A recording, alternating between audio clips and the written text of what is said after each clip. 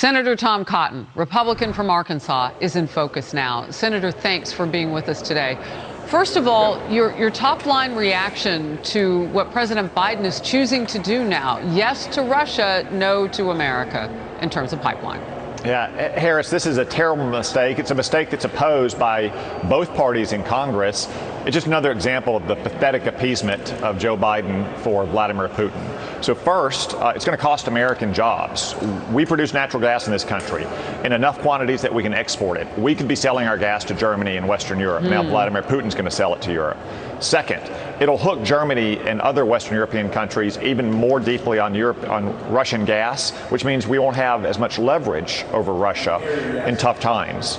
And third, it badly undercuts our allies and partners in Eastern Europe like Poland and Ukraine, who Joe Biden is now apparently pressuring to stay silent. I mean, we've been around long enough that we remember whenever putting any kind of pressure or even asking Ukraine for something was grounds for impeachment, Harris. So this is a terrible mistake. Just another example of Joe Biden appeasing Vladimir Putin. All right. Talk to me about how complicated this gets for, Joe Biden going forward, though, because when you hand President Putin, communist regime, a victory like this, around the world, what does this do?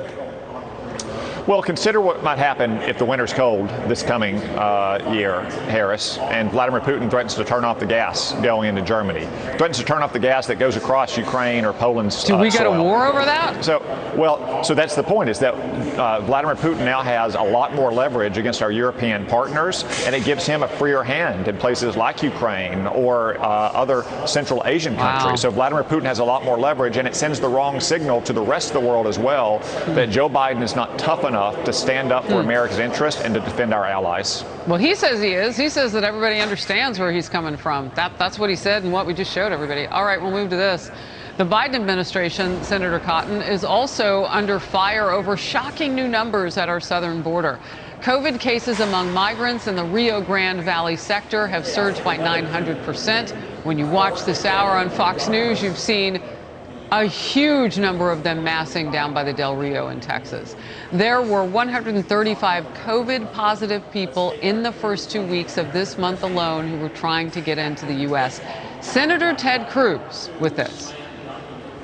The Biden administration is talking about wanting to end Title 42. Title 42 is the statute that has allowed adults to be illegal immigrants to be excluded during a pandemic. And given that we've been seeing consistently high rates of COVID infection from illegal immigrants, the Biden administration is contributing to the spread of this virus by releasing illegal immigrants against the law into our communities. A group of House Republicans is warning Democrats have no plan and apparently no intention to stop the chaos down at the border. Now, Texas Land Commissioner George P. Bush is suing the Biden administration for ending the wall construction at the border. In an exclusive interview with FoxNews.com, Bush warned, "I can tell you this is the worst I've ever seen it, and the statistics bear that out. Farmers and ranchers are long accustomed to illegal activity, but it's reached a point where it's not sustainable, and we need help from the federal government." Senator Cotton, is that help going to come?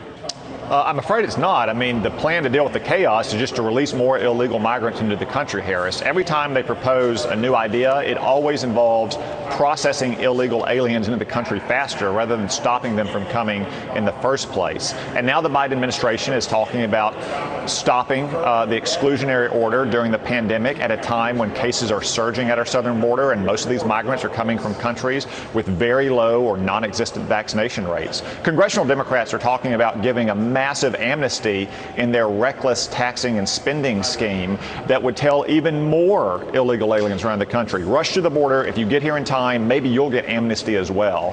This is a reckless policy that is going to threaten the lives and the livelihoods of the American people. So the White House is saying that they need shots in arms. Are they going to start there? Because we got millions of shots we could be putting in arms. I mean, these people are coming over. Many of them are not masked. We're handing them masks. We're not able to test everybody. I mean, where is the outrage over this in the middle of the Delta variant? I mean, we're being told so many things. Are they holding those people who are here, some of them illegally, to the same thing. Yeah, Harris, on the one hand, the Biden administration is saying, well, maybe people should start wearing masks again. Maybe we're going to go door to door and ask why you haven't gotten your vaccination. Well, go to the border then, too. But they're letting in migrants from countries that have almost no vaccinations at all. Now, when you talk about our surplus vaccinations, should we just give those out willy-nilly to anyone who shows up at our southern border? Is that what we do? Not. Of course not. We should give them to allies, or places like Taiwan that is desperately in need of more vaccines. We should be very strategic and deliberate about how we hand out vaccinations. We shouldn't just be inviting more people to come to our country to get the vaccination. Otherwise, what do you think you're going to get at the border? That's interesting. More people coming.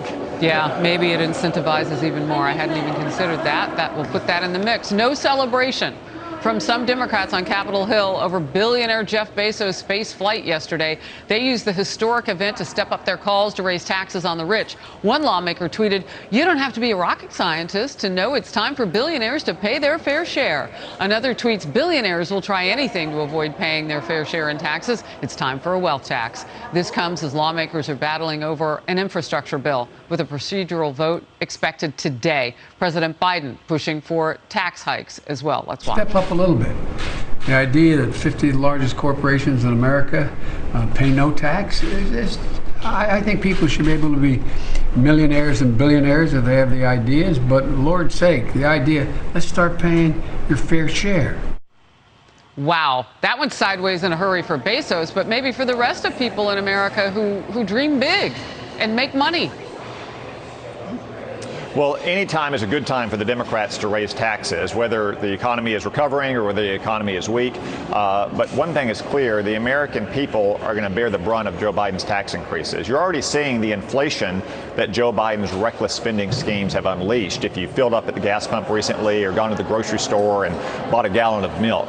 But just think what's going to happen once we impose even more taxes on businesses. They're going to charge higher prices to their customers to cover those taxes. They're going to reduce wages or cap wage growth for their workers to cover those taxes as well. So Joe Biden's reckless tax and spending scheme is going to hit Americans in their pocketbooks at a time when they cannot afford it. Yeah, they better not even think about widespread lockdowns then if they're going to try to tax the people who have the businesses. They won't be open. Look, you got to get to a vote. My team is telling me. I'm grateful for the time. Senator Tom Cotton, the great state of Arkansas. Thank you. Thank you, Harris.